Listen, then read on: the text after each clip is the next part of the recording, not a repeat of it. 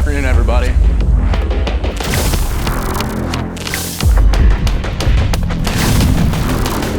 Oh my goodness. We do not believe simplicity means featureless. You got this. Great. Loosen them up. That was terrible. Seriously.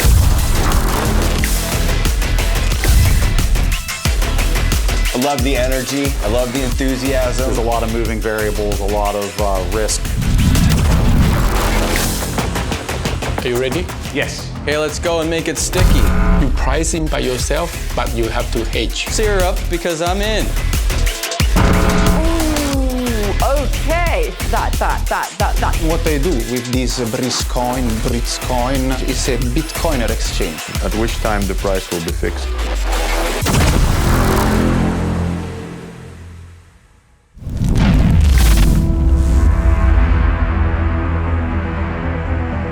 Hello everyone, my name is Walker America and I am here at the POW space in the beautiful city of Lugano. It's a city with a beautiful lake, delicious food, but most importantly for our purposes, it is a city that has adopted Bitcoin. Hundreds of merchants around the city accept Bitcoin here today. What I'm here for though is something else. I'm here to host a pitch competition here at the POW space. You can see there are people all around. They're waiting for the event to start. We're gonna go ahead and go in there and check it out and see what there is to see. Follow me. Excuse me, guys. Can you let me in? Thank you very much. I need to get myself one of those. All right. Wow.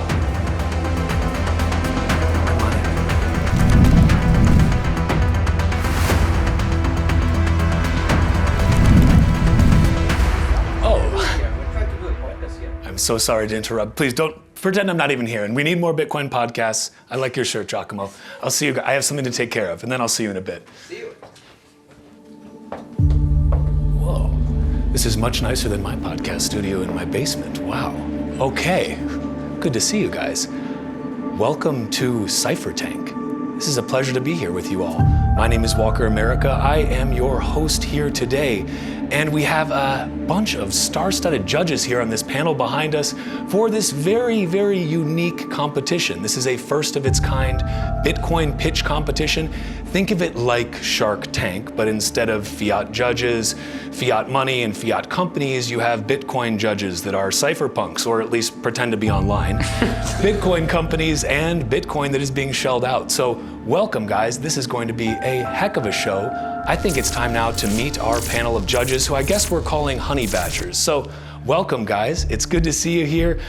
Maybe before we get started, just so that everybody knows who you are in case they don't follow you online, of which you're all very active, of course, as every VC must be these days, let's introduce yourselves. Let's start with you, Alan Farrington. I already said who you are, but how the heck did you get here? I literally a plane, a train, and an automobile. There you go. It'd make a great movie. Who do you represent? So I am the co-founder, general partner at Axiom. I think more importantly though, to the point of your introduction, people are certain to know me better as a laser-eyed squirrel. And most people don't actually know what I look like, so this will be a bit shocking for them. Francis Poulot, I'm gonna keep mispronouncing your name all day and I'm so sorry. It's because of American, not French-Canadian, not Quebecois. How are you doing, and who are you here representing? You are actually a bit of an anomaly on this panel because you are not a VC. You are a founder, you are an entrepreneur. You've been in the seat of the person giving the pitches. So tell us a little bit about yourself. I don't invest money in anything other than bull Bitcoin, and I've actually never pitched to a VC ever. So one time when I was really young. So what are you doing here then? You don't actually know. This is a new experience for me. I don't know what I'm doing here. I guess I'm the entrepreneur, and I'm going to be asking questions from my perspective. And the reason I'm here is because I love to see the next generation of cypherpunks, and hopefully I can retire and go on a farm and they can take over. Mike Yarmaz, the Muzz Man, Muzzy, Fuzzy Muzzy. How are you doing? Who are you here representing? What's your story? I'm better than excellent. Thank you for asking. So I'm the general partner at Lightning Ventures, and we do things a little bit differently. We actually have a syndicate made up of investors, people like Brad, who you'll get to, and you get a chance to invest your own money in a grouped pool. So I'm a little bit different as far as they have kind of investors who invest in their funds and then they deploy it. So we do things a little bit differently, and I am here to put the fun in funding. I love it, and I love a good pun. Brad Mills, you are here. I believe you're known colloquially as the Bitcoin vending machine when it comes to investing in startups. Can you tell us a little bit about why you're here? Are you representing someone, or is this still just Brad the vending machine, doing what he does best? Yeah, I'm just here on my own volition. I'm an angel investor, so people get their lives changed by Bitcoin, by saving in Bitcoin, and I was one of those. And I feel like it's my Bitcoin tithing. It's my duty to distribute some sats to other Bitcoiners that didn't find Bitcoin as early as me, or they're trying to expand the reach of Bitcoin through various places in the world. So I like to just kind of hear pitches, and if somebody's a good founder, they got good intentions, they're doing something for the good of Bitcoin, then I'll shake a few sats their way. All right, well, I'll be sure to pitch you later on my next podcast idea, because I'm in. All right, fantastic. Speaking of podcasters, next up, world famous podcaster, Preston Pish. You are more than that, though, Preston. Could you maybe tell us what else is behind that facade? So general partner at Ego Death Capital. We primarily invest in Series A's and seed rounds, and I'm excited to be here and excited to hear the pitches. Okay, let's go ahead and bring in our very first startup founder, and let's wish him good luck. Be gentle, guys. All right. This is a nerve-wracking time. Okay, I'm gonna be back there. My name is Calvin England. I'm a space industry professional. The project I'm presenting is Dyson Laboratories. We're working on Bitcoin mining in space. I founded this company back in April of 2024. I may have worked on it a couple months before then, but ever since then, it's been about putting Bitcoin mining in space. Good afternoon, everybody. How does it feel going first? It's good. This is definitely, it's a lot more professional than I expected things to be. So this has been good. You excited to be here in Lugano and in the tank? Yeah, I mean, this is, definitely a beautiful city. Seeing the infrastructure being built up, with things like the Bitcoin Hotel, I think that's going to be very important for the industry moving forward. Lugano really is great. If you've never been here, you should come. And on that note, let's rock and roll. Awesome. Satellites underutilize their power. There's numerous instances inside of a satellite's mission where they enter periods of resistive heating. Each startup only gets 5 minutes. Not much time. So, and beyond that, OEMs are looking at mass producing power now. Power is ending up being the bottleneck for a lot of the industry. So how do we mass produce power? If you're familiar with Elon Musk's idiot index, basically the cost of raw materials versus the end product for power in space is astronomical. Everybody has heard that launch costs will be dropping dramatically with regards to dollar per kilogram, but additionally, the price of photovoltaic systems are going to drop as well. So today it's around $10 to $100 a watt. That's going to go down to around 5 cents a watt, which will match, it'll be in pair with terrestrial systems. Additionally, NASA's #1 civilian technology shortfall for 2026 is surviving the lunar night. This is a problem of thermals. And Mera put together a BTC mining operation using resistive heating in Finland that we want to bring to the moon. In terms of our markets, Bitcoin mining is around $20 billion a year, whereas cloud compute is around $500 billion a year. So we're hoping that we can expand into other parts of the compute market as well, but Bitcoin's a perfect wedge business case. And at 1 megawatt, at 80% underutilized power rates and 21 Pro efficiency numbers, we're looking at $1.2 million a year in terms of revenue. In terms of our development, we've secured a software mission that's going to be taking place in Q4 of this year. By 2027, we're hoping to scale this up to products like this, which is a solar panel attached to a Bitcoin miner. And by 2029, we're hoping to have well-developed commercial suite looking into lunar missions, looking into those larger satellite missions as well. So in terms of our business model, we work on resistive heating. Satellites are already doing this. In terms of the deal, we're raising $1.5 million on a safe at a $10 million post-money valuation, and we need this money to be able to secure our first launch. Right now we have various quotes for what we want to do for this hosted payload launch, but it's mandatory that we have that flight heritage to be able to commercialize our product. Thank you guys. It's hard to go first. Judges, what are you guys thinking about right now? My first question I got for you, so almost every 45 minutes you're getting a complete heat inversion of it being extremely hot to extremely cold, and like my immediate thought is the reliability of the mining rigs as they're in that environment, constantly flipping from one to the other, and like what that does to all the components on board. So can you walk us through like what that would look like? Are you building a reduction in the reliability of the hardware into some of the math that you're using to figure out the economics of it? In terms of accounting for that, like, yes, there are orbits where that's a problem. However, there's also orbits, there's one in particular called a dawn-dusk orbit that has 24-hour sun exposure. And that's going to be the #1 cause of material failure, is that cycling. Yeah. So when you're inside of dawn-dusk orbit, you have 24-hour exposure to the sun, so once it gets to temperature, it just stays at temperature. That's also where the most power is.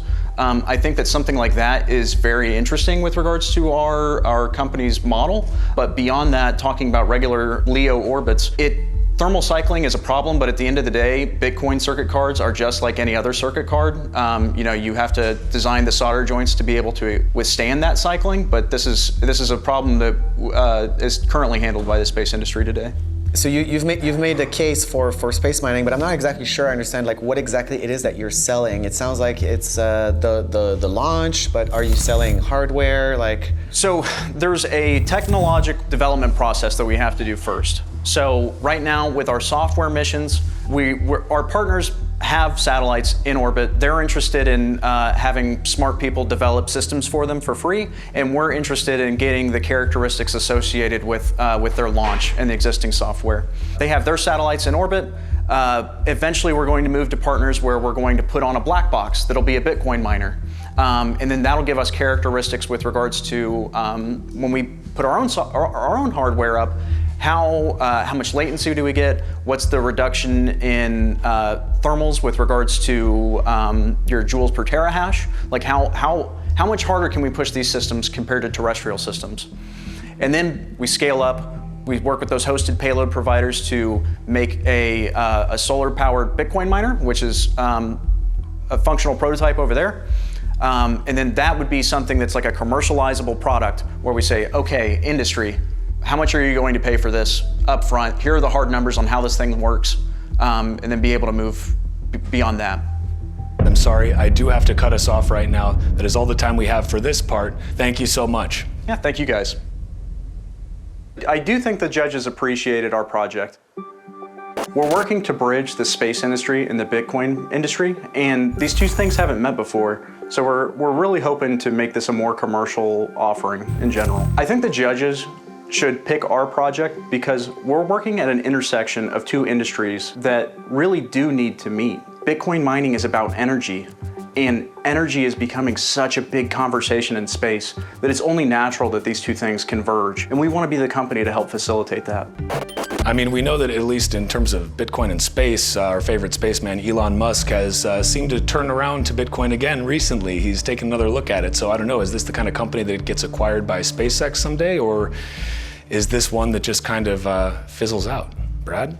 Is the vending machine open? Well, at that valuation, probably not, because I don't really look at this stuff as, oh, I'm trying to beat Bitcoin unless the valuations are really high. I typically come in like kind of first money in level, low valuations. I'm just helping an entrepreneur get off the ground and try to support them while they, but for something like this, like I have no idea about any of the space mining and the 60-second flip between cold and hot and stuff. Like Preston already knows more about this stuff than I probably will ever know. So I'd invest in this, yeah, but like maybe at like a 2 million valuation or something. I'd be like, yeah, here's some sats. You can go and keep trying to build and talk to the space people about Bitcoin. That's kind of what I would look at investing in something like this for.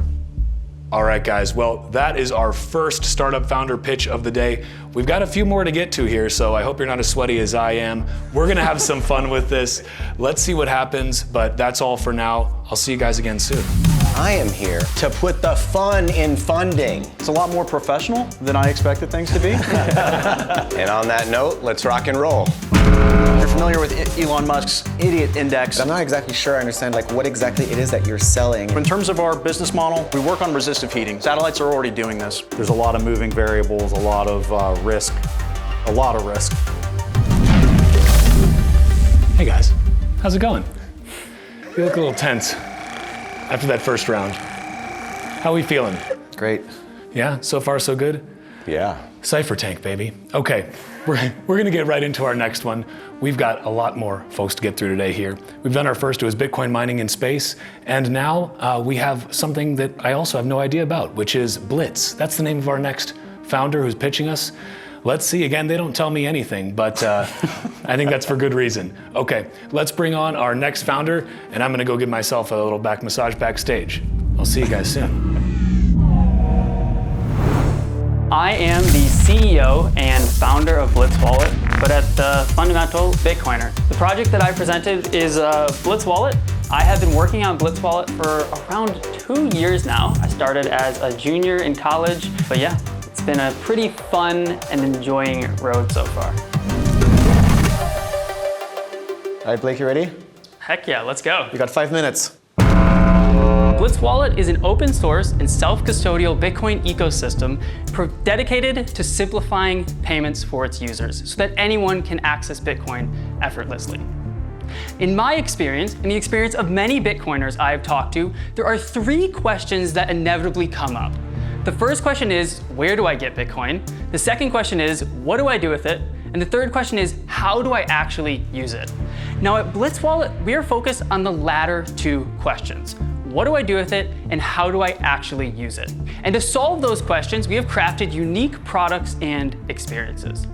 So the first product we have built is our Blitz Wallet mobile application. The second product we have built is our Blitz Wallet web application. The third product we have built is our Blitz Wallet recovery platform. And the last product we have built is our Blitz Wallet point of sale. Now our flagship product is the Blitz Wallet mobile application. And as you can see from the screen, we do not believe simplicity means featureless. And I want to say that again. We do not believe simplicity means featureless. Now, out of all the features on the board, and the many I didn't include, there are 2 main features that stand out. Our first feature is the custom payment profiles. But with our custom payment profiles, you not only can send to your contact, but you can also send payment requests. And on top of that, you can also send gift cards to other contacts. Now our next major feature is the Blitz Shop. What do we do with our Bitcoin? Well, you download Blitz Wallet, you go to the Blitz Shop, and you purchase a gift card that you use at a store. You download Blitz Wallet, you go to the Blitz Shop, and you purchase a VPN that you can privately browse the internet. Now, I want to take a second to highlight a very personal story of mine. For the holidays, my mom likes to send me and my brothers some money so that we can go out and do some fun stuff. Now this holiday, she sent my brothers a Venmo payment like she always did, but she decided she was going to use Blitz Wallet for this holiday. So she went into her Blitz Wallet, she opened up the contacts page, but there was a problem. And the problem was she didn't add me as a contact yet. So what she did was she went to the add contacts page, she searched Blake, and sure enough, a picture of me holding a Bitcoin miner popped up. So she clicked the picture, she clicked add contact, and she sent me $20. And then I got a notification that said, Mom paid you $20. Now I wanted to share this story. I wish my mom sent me Bitcoin. Giving users who would not have used Bitcoin the opportunity to use Bitcoin. How are users actively engaging with the application? Well, last month we had around 100 unique daily active users. In the month, we had 1,800 unique unique users, making around 50% of our total accounts active within any given month. And we processed 3,000 transactions, grossing to around 0.6 Bitcoin in volume and netting us $55 in transaction fees. Now I can stand up here and I can tell you what Blitz Wallet is. I can tell you the features we provide. I can tell you the user experience we've created and the growth we had. But I think the best way for me to show you the power of Blitz Wallet is for you to experience it yourself. And then if you want to scan through it, you can. Judges, what's the initial impression here? Do you have any questions on this presentation? Blake, I love the energy. Thank you. I love the enthusiasm. I love the pitch. I love that you're 22. You're so young, you're out there, you're building this thing. First thing that you might want to consider is this type of open source community project. And by the way, I have a Blitz Wallet. I've spent time, I'm in the Telegram. I've reported a couple little bugs and things in there. Thank you. It's a really fun, really cool project. You know, one of the things you might want to think about is also applying for some nonprofit money. There's probably a lot from the open source developer sort of grant money, that non-dilutive non-dilutive money. You know, they might take something like this where you're doing something that's necessary and needed and the fees are very low, and you might actually also be able to look at some nonprofit funding in the future too. But you're also still in test flight for iOS, and you've been in test flight since the bow and arrow was top secret. So what is the likelihood that you're going to get out of test flight and actually get that I in the actually App submitted Store? it last week.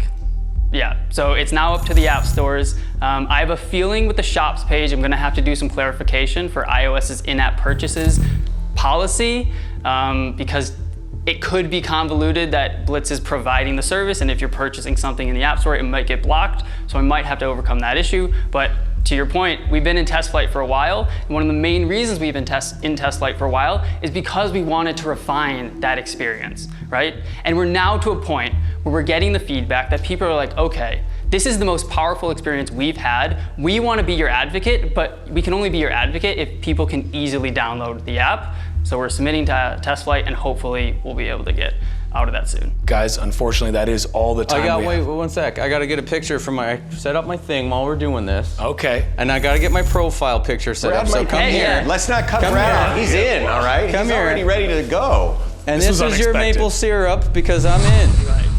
Wow. Yeah, I'm investing in this. This is awesome. Thank you. I think it's a very fair valuation, and I would love to explore doing a syndicate in the Lightning Ventures group after this. I think it's awesome. It's great to hear. Thank you so much. Appreciate your time in the pitch and the energy. And yeah, we'll see you soon, I think, hopefully for some more maple syrup from Brad. I think the presentation went very well, yes. I was nervous going into the presentation, but after getting through it, I think it went amazing, and I actually came out with some maple syrup, so how could you be mad about that? But I think you should choose Blitz Wallet based on our fundamental idea that we are designing Blitz Wallet for you. The listener, the user, the grandma, the nana, the person you don't even know, the person you want to get into Bitcoin. You should use Blitz Wallet because we're designing the solution for you. Okay, guys. Well, I was not expecting maple syrup to start flying here, but wow. Okay, we've got a couple potential investors and maple syrup hitting the table here. Let's see what's happening for this next pitch here. I'm pretty excited because once the maple syrup starts flowing, I don't think it stops. So stay tuned. We'll be right back. Heck yeah, let's go. You got 5 minutes. We do not believe simplicity means featureless. This is your maple syrup. This was unexpected. I got a notification that said mom paid you $20. I wish my mom sent me Bitcoin. Blake, I love the energy. I love the enthusiasm. I love the pitch. I love that you're 22. Welcome back to Cypher Tank. Preston Pish had to step out to record a very important podcast, so we've got somebody filling in for him. Welcome Willie Woo as our 5th judge here. We're gonna have some fun with this next one. Maple syrup may continue to flow. We'll see. Please join me in welcoming Shopster Markets to the stage next. Let's hear what they have to say.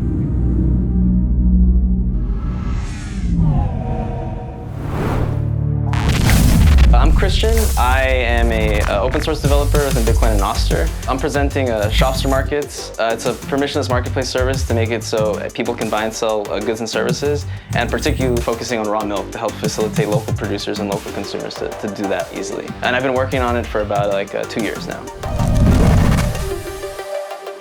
5 minutes, here we go. To start, I want to talk about freedom. Freedom at its core is based on 2 things: choice and responsibility. Our current product landscape fundamentally removes these 2 essential pillars of freedom from our minds and economic systems.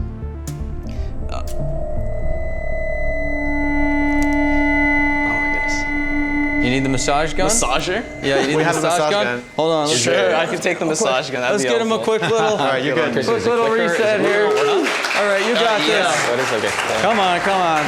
Blake had fun. Oh yeah, That feels great. The massage gun saves the day again. Loosen him up, loosen him up. Yeah, okay, we're good. There we go. All right. Okay. All right. So to start, I want to talk about freedom. Freedom at its core is based on 2 things: choice and responsibility. Our current product and service landscape fundamentally removes these 2 essential pillars of freedom from our minds and economic activity. We've been silently coerced into giving up these 2 options to entities so far removed from the consumer and the market that now they're optimized for short-term goals rather than focusing on the long-term longevity and health of the systems they operate within. We've also allowed bureaucrats and politicians to enter into the systems and legal frameworks that tell us how to how we think and operate within our longevity of systems across all sectors, leading us to treat short-term symptoms rather than focusing on laying long-term foundations. Us having to, oh my goodness, I'm so sorry. All right, remembering speeches is difficult. I think he's a little nervous. Yeah, when these politicians, bureaucrats enter our decision-making systems, it ruins the ability for us to be able to think on our own and affects how our market systems operate. It is estimated that around 35% of global market activity is actually conducted in so-called gray markets. These are largely believed to primarily consist of illicit activity, but they're in fact mainly economic activities such as your grandma selling mangoes on the side of the street, peer-to-peer FOSS projects that are supporting trade, and also local commerce, such as a neighborhood farmer actually selling you milk and eggs. These markets, they're labeled and outcast from the traditional white markets, and it's not because, it's not that these producers aren't trying to operate as honestly as possible. It's actually because they're unable to even start working within these systems.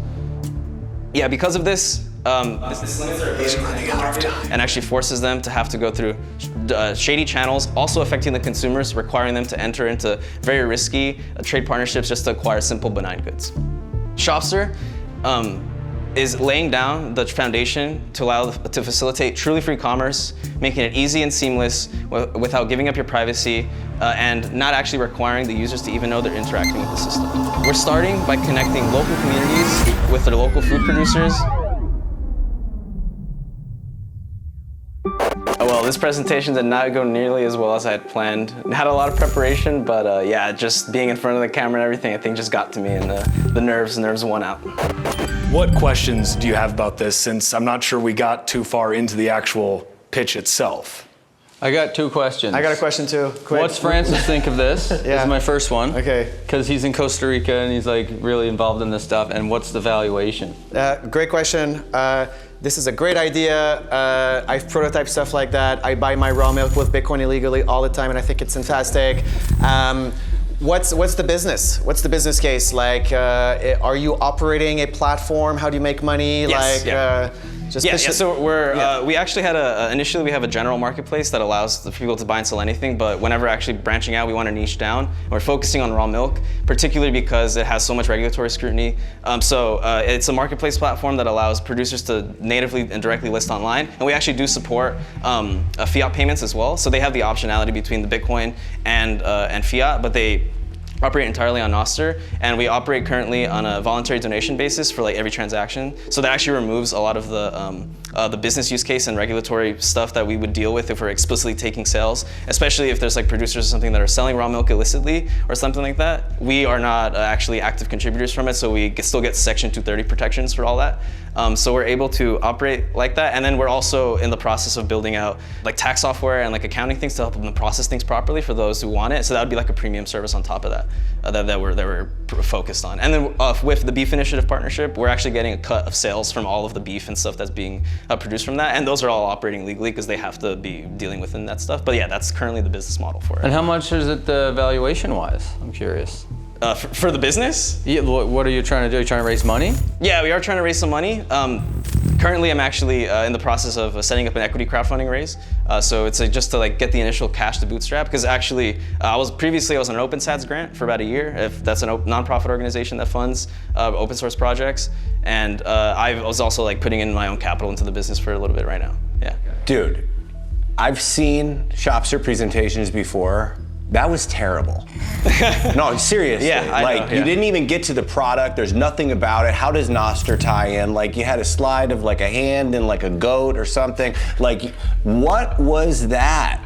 Dude, you did not prepare at all. Like, what was going on? Actually, I've seen it before. I know you can do it. The nerves of like, you typically just I'm going up and have my slides and I just go off the cuff, and I was like just trying to stick to a script, which obviously didn't work. And unfortunately, sticking to my script, I need to cut this right now. All right. See how I wove that in there? Thank you so much. I've learned more about raw milk today than I thought I would, so that is a plus.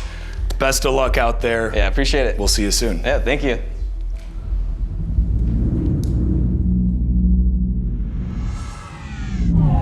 Yeah, I think the idea of the project I was sort of able to get across, but unfortunately, I think I just wasn't able to get all of the meat and everything that I wanted to tie it all together. So yeah, it was not the best. Let's see the best. It's a lot more professional than I expected things to be. We'll sear up because I'm in. Right. Wow. Yeah. You got Oh this, yeah, you got that feels this, great. man. That feels great. Loosen them up, loosen them up. Oh my goodness. That was terrible. Seriously. We do not believe simplicity means featureless. If you're familiar with Elon Musk's Idiot Index, I love the energy. I love the enthusiasm. I love the pitch. I love that you're 22. There's a lot of moving variables, a lot of risk, a lot of risk.